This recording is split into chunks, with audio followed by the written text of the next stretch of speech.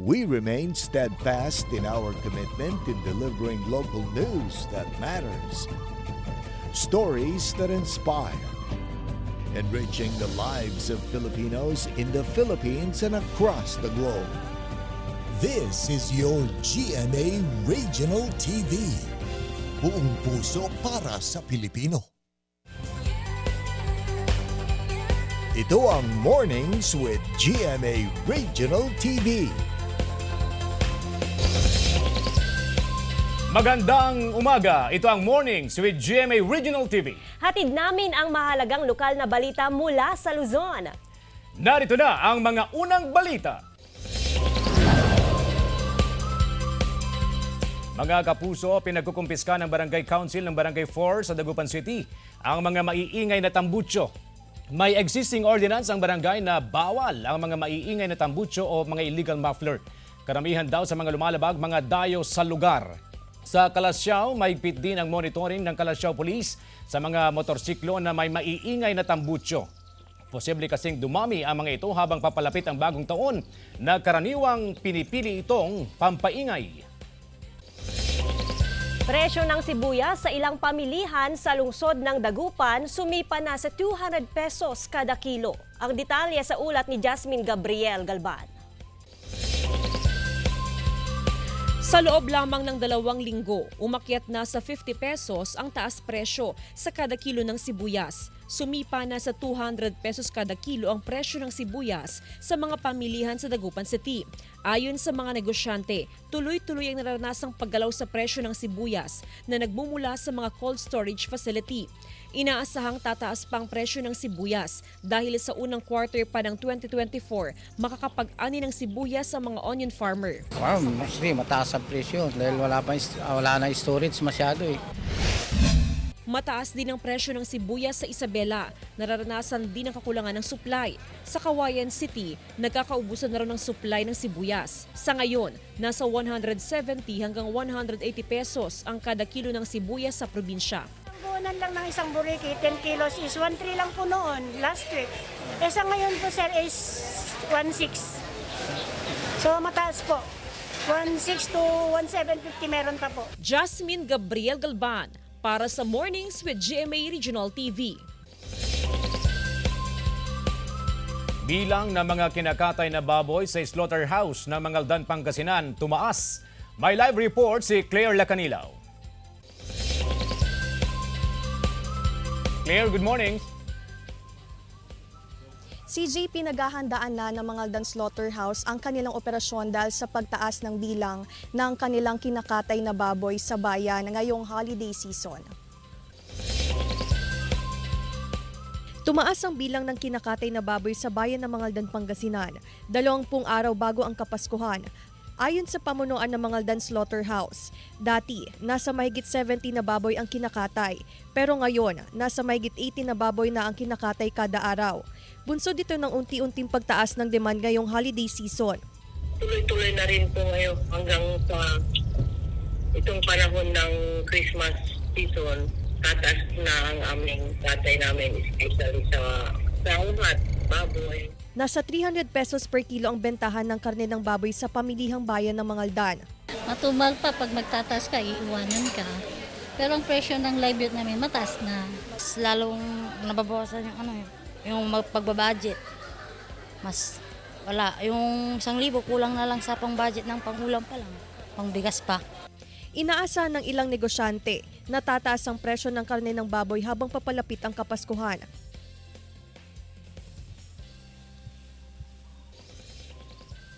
CJ, ngayong umaga makakasama natin ang Mangaldan agriculturist, walang iba kundi si Ma'am Merly Quizona Sali. Ma'am, good morning and welcome to Mornings with GMA Regional TV. Good morning po, ma'am. Ma'am, kamusta po ang supply ng baboy ngayong holiday season, ma'am? Ang supply ng ating mga baboy dito sa ating bayan, lalo na palapit na ang holiday season ay talagang pinaghahandaan natin yan at minumonitor natin ang ating mga trader at sila po ay talagang nagkukumit na makasupply ng maraming kakatayin sa ating slaughterhouse. Okay, ma'am. Ma'am, kamusta naman po ang coordination natin with Mangaldan Slaughterhouse when it comes po sa mga pagpasok po ng baboy dito sa bayan? With regards to mga shipment ng ating mga animals ay talagang bumonitor at pinapaano yung mga pagpasok ng ating mga trader na nag-aangkat sa iba-ibang probinsya para po alam natin na malinis at free from other ang ating mga ipinapasok na supply sa ating bayan ng Mangaldan. Okay, ma'am. Lastly, ma'am, kamusta po ang regarding po dun sa pagtaas po ng demand ngayong holiday season sa supply ng baboy? Tungkol sa pagtaas ng demand ng mga supply ng baboy sa holiday season ay talagang pinaghahandaan natin yan at alam natin na talagang kailangan ng maraming supply na baboy sa ating bayan. Kaya ang ating mga trader ay talagang pinaghahandaan din yan na makapag-supply ng ating mga baboy sa ating bayan. Okay, ma'am, maraming salamat. At mga kapuso, nakasama natin ang Mangaldan agriculturist, walang iba kundi si Ma'am Merly Quizon Sally. At yan muna ang latest dito sa Mangaldan, Pangasinan. CJ. Maraming salamat, Claire Lacanilaw. Digital Tin ID inilunsad ng Bureau of Internal Revenue. Naritong report. Hindi na kailangan pang pumunta ng mga taxpayer sa tanggapan ng Bureau of Internal Revenue para kumuha ng Taxpayer Identification Number. Ito'y matapos na ilunsad ang Digital TIN. Bukas ng online registration and update system ng BIR para sa mga kukuha ng Digital Taxpayer Identification Number ID. Magpi-fill up ka rin ng form, okay, yung application for TIN registration. Then, kailangan mo rin i-upload doon yung birth certificate or any ID documents na nagpapakita ng date of birth and yung address. Magsisilbing reference para sa TIN ng taxpayer ang mga key feature ng bagong Digital TIN ID. Itinuturing dito isang valid government-issued ID na tatanggapin sa anumang uri ng transaksyon. Yung mismong digital na TIN ID, meron siyang QR code. Hati ang reaksyon ng ilang Pangasinense sa pagkakaroon ng Digital TIN. Kasi sa online, minsan may offline eh. Tapos dito, mas mabuti na yung dito para direkta na agad yung proseso. Mas okay pa yung online para may schedule. Umaasa ang pamunuan ng BIR na maiiwasan ng mahabang pila at siksikan sa aplikasyon ng TIN sa mga Revenue District Office. Jasmine Gabriel Galban para sa Mornings with GMA Regional TV.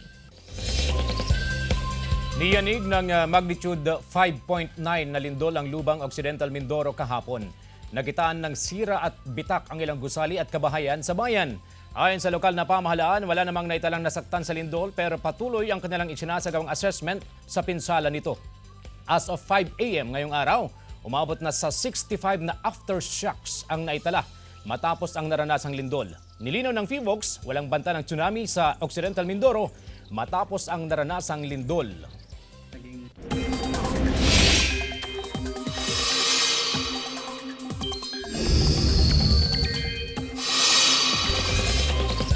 Mga kapuso, muli nang umiihip sa bansa ang hanging amihan. Apektado nito ngayon ang extreme northern Luzon ayon sa Pag-asa, habang easterlies ang umiiral sa silangang bahagi ng bansa. Halos buong northern at central Luzon ang magkakaroon ng maayos na panahon ngayong umaga. Pero pagsapit ng hapon, posible na ang ulan. Light to moderate rains ang maasahan base sa rainfall forecast ng Metro Weather.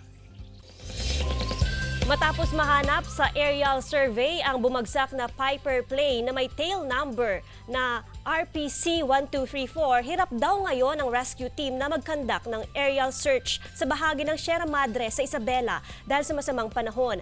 Maulap daw sa bahagi ng bundok kaya hindi makapagpatuloy sa paghahanap. Pero patuloy ang ground search and rescue team para maabot ang crash site. Una nang napaulat na 2 sakay ng eroplano, sina Captain Levy Abul II at pasahero na si Irma Escalante. Mahigit 50 asosasyon ng mga magsasaka sa Ilocos Norte ang nabigyan ng mga makinarya mula sa NFA at Provincial Agriculture Office. Kabilang sa naipamahagi ang rice harvester, traktor, bangka, transplanter at precision seeder. Isinagawa rin ang groundbreaking ceremony ng Rice Processing Center ng National Food Authority sa bayan ng Dingras. Kauna-unahang Festival of Lights ginanap sa San Jose o Jose Panganiban, Camarines Norte. Silipin sa reports. Halos 3 linggo na lang, Pasko na. Kaya naman nakita na ang kaliwat ka ng mga pailaw at dekorasyon saan ka man pumunta. Isa na rito ang Roy Padilla Sr. Memorial Park sa bayan ng Jose Pacaniban, Camarines Norte na talaga namang kumikinang ang buong kapaligiran matapos buksan na ng LGU ang kauna-unahang Community Christmas Lighting Competition o mas kilala sa tawag na Festival of Lights. Kaya naman ang bawat kalahok na grupo ay hindi nagpadaig sa kanilang ibinida na gagandahang disenyo. Ngayong taon, para sa masaya at nagniningning na Paskong Mambulenyo, 11 recognized organization ang sumali sa pa-contest na ito ng pailaw at dekorasyon ng pamahalaang bayan. At para sa effort ng bawat kalahok, may cash prize na nakalaan para sa may pinakamagandang dekorasyon at pailaw. Tinanghal na kampiyon ang Bicolano Minero Riders Club na may pinakamagandang disenyo.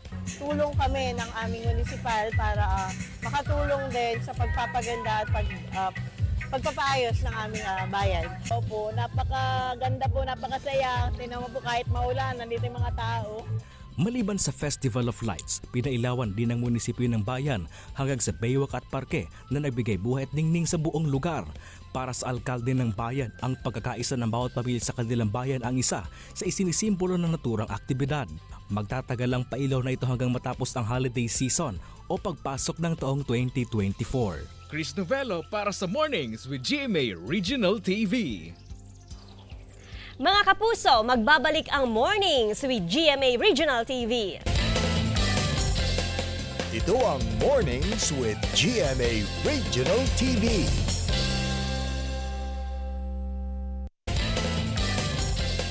Ito ang Mornings with GMA Regional TV.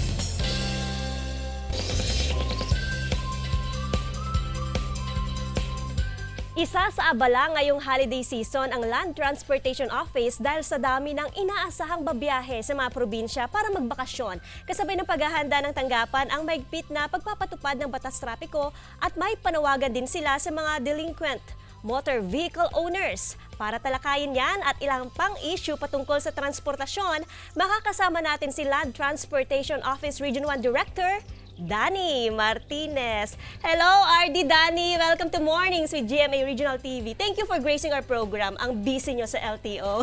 Yes, good morning, Joanne, at sa lahat po ng ating mga kapuso. Okay, ito na, RD. Tinututukan ngayon ng LTO ang mataas na bilang ng road crashes. 55% ay dahil sa motorsiklo at human error. Paanong paghahanda natin dito ngayong holiday season, RD? Actually, based on statistics, ay meron tayong 33 deaths a day. Oh. At itong 33 deaths a day dito sa Pilipinas ay attributed po yung 55% ito sa mga motorsiklo. So, ang ginagawa po natin ngayon ay para masugpo po ito, ay nagkakaroon po tayo ng persuasive type of enforcement bago tayo mapunta sa preventive, then sa punitive. Pag sinabi ho nating persuasive type of enforcement, ay kailangan makumbinsi natin ang taong bayan na meron tayong batas na dapat sundin. Ang batas na to ay dapat nilang malaman para pag sumunod po tayo sa batas, malamang malayo po tayo sa disgrasya. Okay, dalawa lang yan eh. Mechanical or human error? Actually Ano po, ang number mataas? one is human error. Okay. Anong dahilan? Human error because of? Meron nga ho tayong kasabihan, ignorance of law excuses no one. Actually, we need the safety laws dito sa ating bansa to protect the 3 types of people sa ating kakalsadahan. May 3 klase po kasing tao sa kalsada natin. Ang unang-unang bibigyan po natin ng protection ay ito po yung mga ignorante. Okay? Ignorante in the sense na hindi nila kabisado ang ating batas. So ano pong ginagawa ng LTO ngayon? Nagkakaroon po tayo ng free TDC, the Theoretical Driving Course, kasi po ayon sa ating batas, sa Republic Act 10930, ay kailangan masigurado po natin na lahat po ng aplikante na lisensya ngayon ay marunong, nakakaintindi po ng ating batas. So yun po yung unang ginagawa natin, nagkakaroon po tayo ng free TDC. Okay? Actually po, pag ang isang estudyante na bago kukuha ng kanyang student permit, ay magkaroon muna nito para maalam siya sa ating batas. Seminar, kumbaga. Opo, seminar po. Okay, ito na nga, RD. Marami yung mga babiyahe, especially holiday season, magbabakasyon, sa mga probinsya, Christmas, New Year. Kumusta po ang implementasyon ng no registration no travel policy ng LTO ngayong holiday season? Maging sa monitoring sa rehistro ng mga government vehicles. Yes, actually po, based on statistics again, ay may lumalabas po na marami pong mga sasakyan ang hindi po nakapag-rehistro ulit.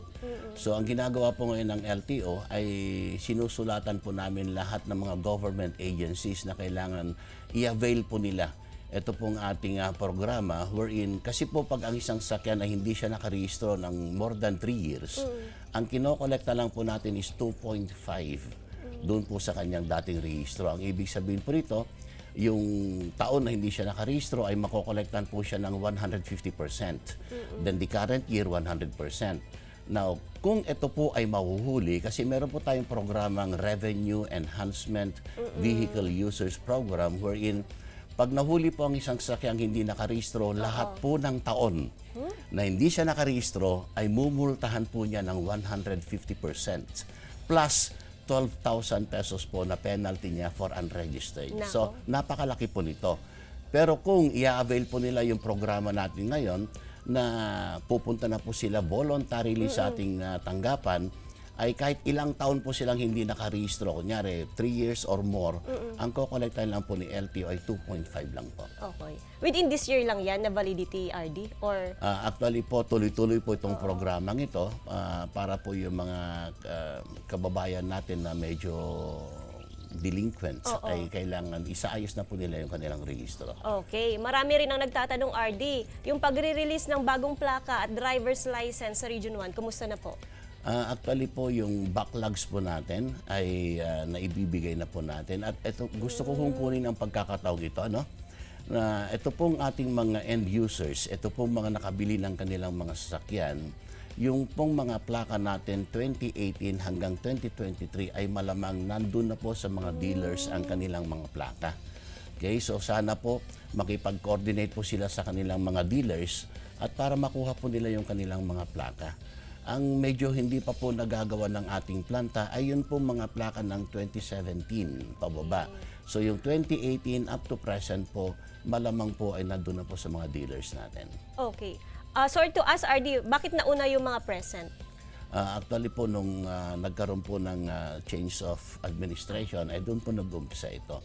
Now, patungkol naman po sa ating mga lisensya, ay nagkaroon po kasi ito ng injunction na pinatigil po muna ng korte ang pag-supply ng ID cards sa LTO dun sa winning bidder. At but anyways, meron po tayong natitira pang mga cards, ano? Yes. At ito intended po para dun sa ating mga OFWs kasi naman po sa ibang bansa hindi nila ino-honor yung papel na lisensya. So naglaan po tayo ng mga ID cards para po sa ating mga OFWs, then sa mga kaibigan po natin o mga kababayan natin na magko-convert ng kanilang lisensya from foreign to local license ay mabibigyan din po ng ID. And for the backlogs of 2023, yun po yung paggagamitan ng ating mga ID cards ngayon. Okay po. So ibig sabihin, RD, right now, hanggang ngayon ang temporary pa rin ang binibigay na license card na... For the walk-in clients po. Walk-in clients. Pero yung mga nabanggit ko po kanina, automatic po may bibigay na po kanila yung license ID cards. Okay. May mga online services din ang LTO. Kumusta po ito? Gusto ko rin pong iparting sa taong bayan na pwede na ho tayong magrehistro, pwede na ho tayong mag-apply ng ating mga lisensya through online po. Wow! Naku, visit lang siguro yung website or official Facebook account o social media account ng LTO para malaman yung kung paano yung proseso. Ngayon nga po, RD, Kapaskuhan, ito na, papalapit yung New Year. Gaano kahigpit ang monitoring ng LTO para maiwasan ang pangungutong sa mga motorista kasabay ng traffic assistance, RD? Yes, opo. Actually po, meron po tayong tinatawag na preventive type of enforcement wherein tuloy-tuloy po yung ginagawa nating roadside inspections at saka yung terminal inspections po natin. Lalo ho namin paigtingin ngayon, yun pong aming kampanya laban nga po dito sa no registration, no travel policy to ensure na lahat po ng mga sakyang tumatakbo sa ating lansangan ay roadworthy po. Okay, RD, nako, marami pa kaming nais itanong sa inyo pero konti lang ang ating oras. Maraming salamat po sa pagkakataon at ingat po kayo palagi. Maraming salamat din po.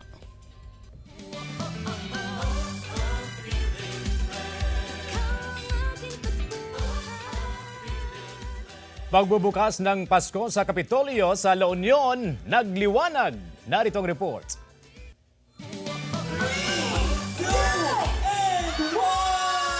Nagliwanag ang paligid ng La Union Provincial Capitol Building sa mga nagniningning na Christmas displays sa pagbubukas ng Pasko sa Kapitolyo 2023. Iba't ibang hugis, laki at disenyo ng mga palamuti na pinailawan ng magkukulay na Christmas lights ang makikita sa Capitol Compound. Ang ilan, sinulit ang pagkakataon para makapag-selfie sa mga display. Kitang-kita naman po natin na very successful itong event po natin, yung pagbubukas ng Pasko sa Kapitolyo 2023. Mas naramdaman pa ng mga dumalo sa lighting ceremony ang Christmas vibes nang makitang mag-perform ang mga hinahangaang Kapuso stars sa Kapuso Artist Participation. Merry and bright musical performances ang handog ni Riel Lomadilla, Jenny Gabriel, Matt Lozano,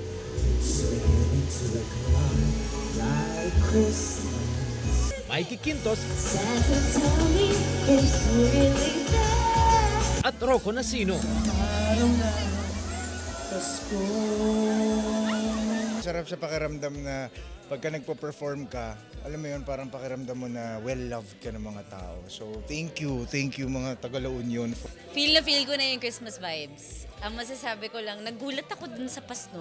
Nag-enjoy ako makita yung ngiti ng mga bata. It's been a while since nakapag-regional ako. So thank you, La Union, for the warmest welcome ever. Merry Christmas sa lahat ng mga kapuso natin, lalo na sa mga pinupuntahan namin, particularly dito sa La Union. At nag-enjoy kami mag-perform para sa inyo at kitang-kita namin na nag-enjoy din kayo. Si Riel at Jenny may pasample naman ng kanilang version ng GMA Christmas Station ID 2023 na hashtag Feeling Blessed ngayong Pasko. Ikaw ang blessing ko ngayong Pasko. We are so grateful for all of you. Kaya feeling blessed kaming lahat kasi nandyan po kayo. Vida Morales. Ikaw ang blessing ko ngayong Pasko. Malamig pala dito. Sulit naman daw ang panonood ng ilang fans sa pamaskong handog ng GMA Regional TV. Sobrang na-enjoy namin yung performances nila Rocco Nasino tsaka ni Mikey Quintos. Na-entertain ang lahat. It was fun. CJ Torida para sa Mornings with GMA Regional TV. Ito ang Mornings with GMA Regional TV.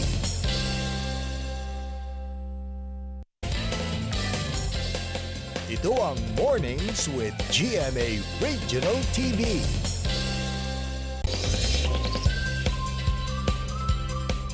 Aabot sa 20,000 katao sa Belgium nagprotesta kasabay ng World Climate Conference. Tunghayan sa Globalita. Sa Belgium, sinabayan ang protesta ng abot sa 20,000 katao ang isinasagawang 28th United Nations Climate Change Conference o COP28 sa Dubai. Bitbit ang mga banner kung saan nakasulat ang Act Now at There's No Planet B. Nagmarcha sila sa Belgian capital para ipabatid ang problema sa global warming dulot ng greenhouse gases emission na nagre-resulta ng malalakas na bagyo, mga bagong sakit sa tao at agrikultura. Abot sa 200 world leaders ang dumalo sa isinasagawang COP28 sa Dubai kung saan pag-uusapan ang commitment ng bawat bansa tungkol sa climate change. Dahil pa rin sa epekto ng climate change, nangangamba ang isang mountain village sa Pakistan na ma-wash out ang kanilang lugar oras na matunaw ang mga yelo sa bundok.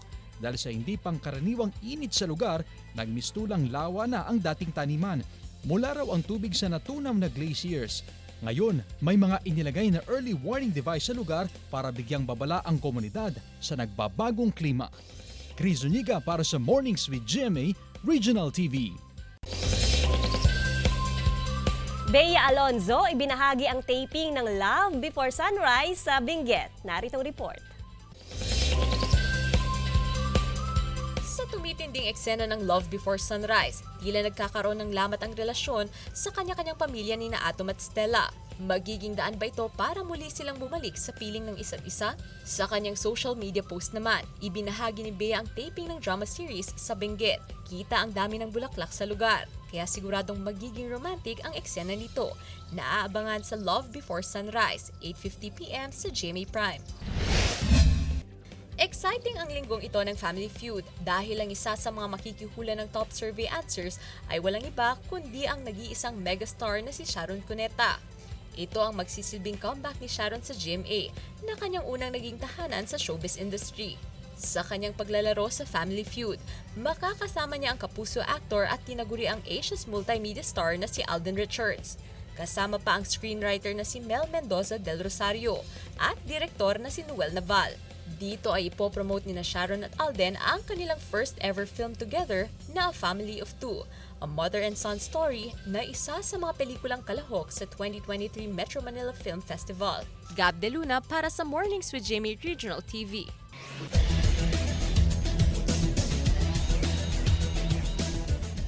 Dinominahan ng San Beda Red Lions ang kanilang panalo sa semifinals dahil sa kanilang mga 3-point play. Ito ang inabangan ngayon mula kay San Beda coach Yuri Escueta kung paano nila bubuwagin ang pader na Mapua Cardinals sa pangunguna ni coach Randy Alcantara. Bukod sa mga key players, tagisan ng coaching staff ang masusubukan sa finals. Abangan mamaya sa Game 1 ng Best of 3 series ng NCAA Men's Basketball Finals kung sino ang tatanghaling new heroes of the game. Mapua Cardinals laban sa San Beda Red Lions, 2 p.m. live sa GTV.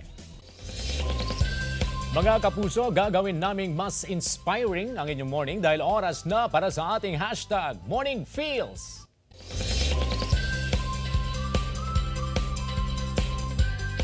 You cannot have a positive life and a negative mind.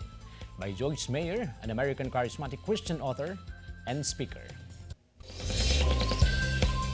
Mga kapuso, bukas makakasama natin ang Stolen Life star na si Beauty Gonzalez. Mga kapuso, 19 days na lang, Pasko na! Maraming salamat mga kapuso sa pagtutok sa Mornings with GMA Regional TV. Samahan niyo kami mula Lunes hanggang Biyernes. Ako po si Joan Punsoy. Maaaring mapanood ang ating episode sa www.gmaregionaltv.com at mag-subscribe sa official YouTube channel ng GMA Regional TV. Ako po, si CJ Torida, buong puwersa para sa mas malaking misyon at mas malawak na paglilingkod sa bayan.